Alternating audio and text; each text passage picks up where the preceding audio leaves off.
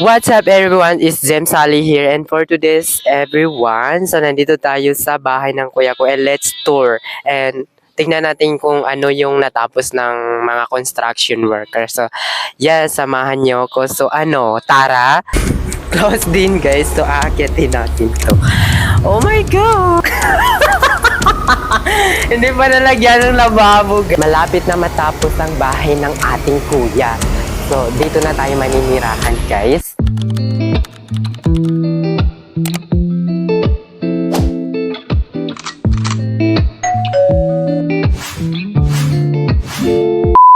So, guys, papasukin na natin itong bahay and let's see what inside of this house. So, sana meron ng kisame kasi kinisan ng mga construction worker, guys. So, tingnan natin kung ano yung mga natapos nila dito. So, nandito tayo ngayon, guys, sa terrace niya. Oh my God, meron na silang nasimulan dito, guys. So, ayan. Hindi pa nila tapos, but malapit na matapos, guys. Maka-close. Dito tayo sa kabila dumaan kasi close yung nasa kabila, guys. Oh my God. Close din, guys. So, aakyatin natin to. Oh my God! Hala. So, guys, nandito tayo sa second room. So, ito yung kitchen room nila, guys. So, ayan.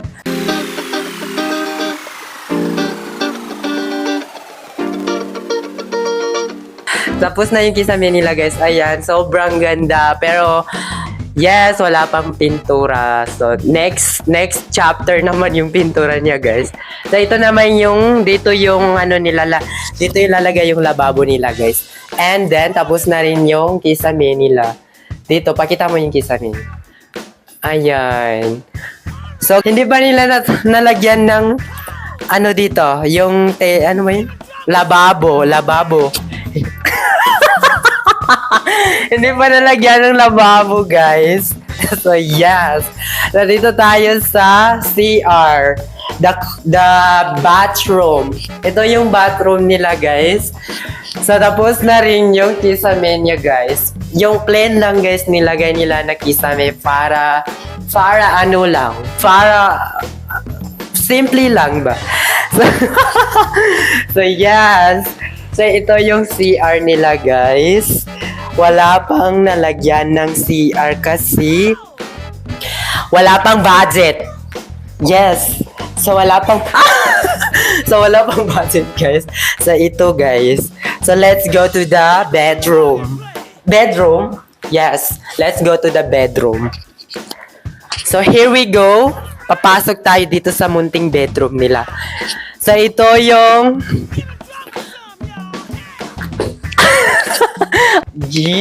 restroom. Ito yung restroom nila. So, yan. So, wala pang natapos ang kisame.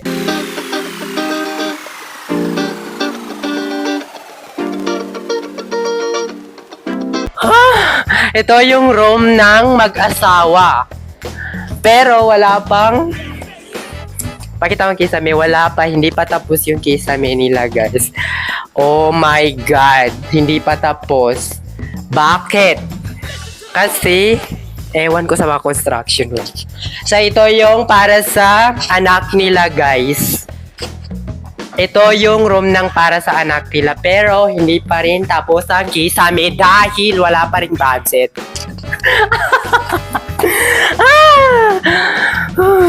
So, let's go to the outside of the world. And now, dito naman tayo mag-explore sa labas ng bahay nila, guys. Kasi titingnan natin yung tinanim ni mother dito na mga gulay. So, let's start from this. Start from the beginning. Ito yung mga sili. Pakita mo hanggang dun sa Ito, guys, tinanim ng mother ko. Pakita. Yan ang tinanim ni mother. And meron din dito, guys, mga talong Maria Cristina. Ayan, guys. Ang healthy nila, guys. Napaka nila. Almost ano na to guys, 3 weeks. So malaki na sila. Ito yung kalamansi nila sa labas. Pero ito, it's been a long year na. 2 years na siya guys. Ito naman yung sa kabila. Meron silang mga lilit. Makagalindag sa pudit. Wow, ang laki na nito. Oh my gosh. Tingnan mo. Ito, malaki na to. Malapit na magbulaklak. Mamunga dito, guys. Malapit na to mag kibarakada kudu.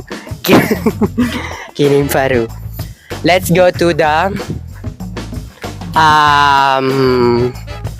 small store. Ito yung tindahan nila guys. Ayan. Papasok tayo dito. Dito tayo kanina nag-entrance. So yan guys. Wala pang kisame and hindi pa tapos guys.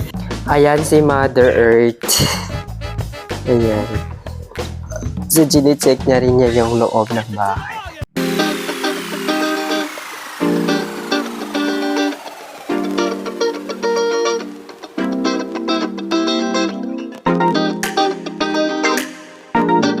And now guys, let's explore at the back of the cabra. At the back of the house. Ano ba yun? Ano, Tara? So yun, so yes. This is so iconic house in the world.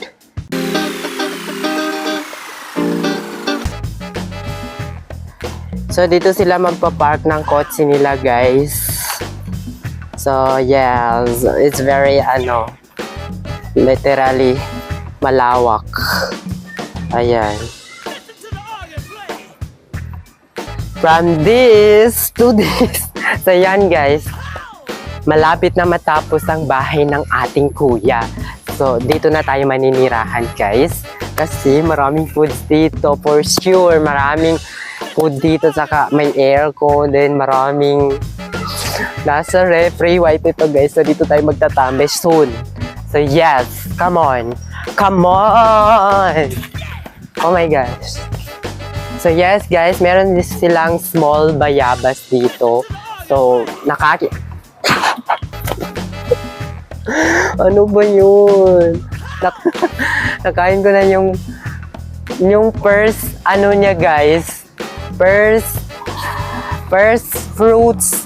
And now guys, tapos na ang ating video. So thank you for watching. See you on my next vlog. Simpleng vlog lang ito guys. So yeah, bye bye. Let's go.